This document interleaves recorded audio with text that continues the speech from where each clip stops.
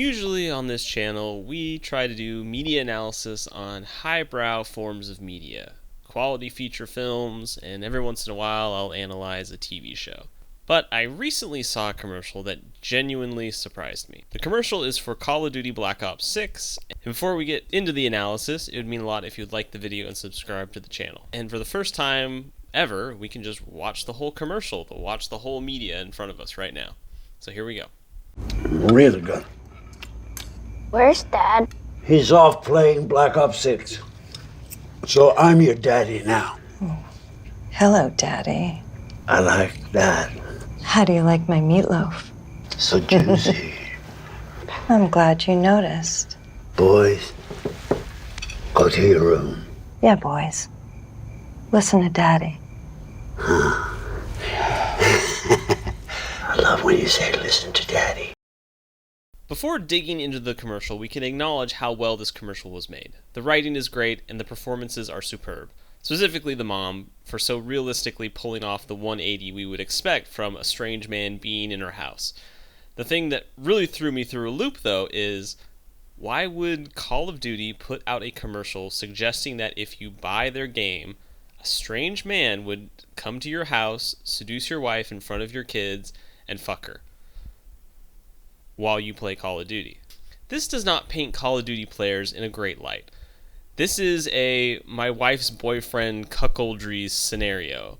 While some people gain pleasure from being cucked because they have a masochism kink complex, most people aren't into that and are repulsed by the idea of it. So why is Call of Duty putting its players in such a uncomfortable situation? I can't imagine this is really helping sell copies of the game. I think Call of Duty is saying the quiet part out loud a little too strongly.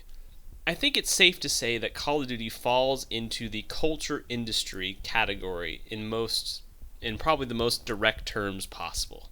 I haven't bought Call of Duty since 2011, but they have been churning out Call of Duty games every year since 2005.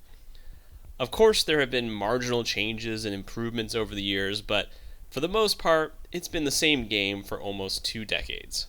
Similar to Madden or FIFA, which are the same games every year, yet people still buy them. The culture industry was a term coined by Ardano and, probably pronouncing this wrong, Horkheimer in the book Dialectic of Enlightenment. They define culture industry as something like a factory that produces standardized pieces of cultural goods for the population to consume. Now here's where things get interesting. Ardano and Horkheimer assert that these pieces of culture are designed to manipulate mass society into passivity to keep them content and docile. And I have to say, what's more passive and docile than some guy banging your wife while you buy and play the same game that they've been putting out for 2 decades? Call of Duty is basically saying, hey dipshit, you'll buy the same shitty game year in and year out, and you'll like it so much you'll let us fuck your wife while you're playing our shitty game.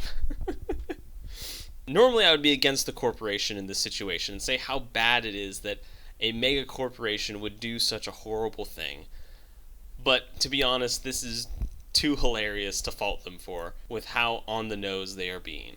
Any marginally informed consumer knows Call of Duty is basically the same game every year. So hats off to Call of Duty for making such a funny disclaimer for their own product, saying we'll keep fucking your wife for as long as you let us. We live in such weird and interesting times. Thanks for listening to my analysis of a Call of Duty commercial. It would mean a lot if you would like the video and subscribe to the channel and consider supporting me on Patreon. It goes a long way to helping me make more of these videos. Thank you.